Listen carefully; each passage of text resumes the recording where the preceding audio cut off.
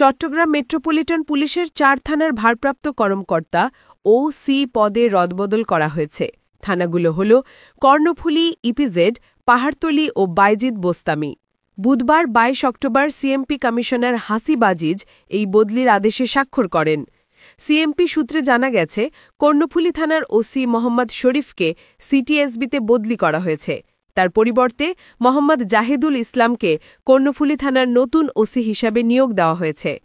রংপুর জেলার বাসিন্দা জাহিদুল ইসলাম এর আগে চট্টগ্রাম জেলার রাঙ্গুনিয়া ও সাতকানিয়া থানায় দায়িত্ব পালন করেছেন। এছাড়াও বাইজিদ থানার ওসি কামরুজ্জামানকে ইপিজেড থানায়, ইপিজেড থানার ওসি জমির হোসেন জিয়াকে পাহাড়তলী থানায় এবং পাহাড়তলী থানার ওসি জসিম উদ্দিনকে বাইজিদ থানায় বদলি করা হয়েছে।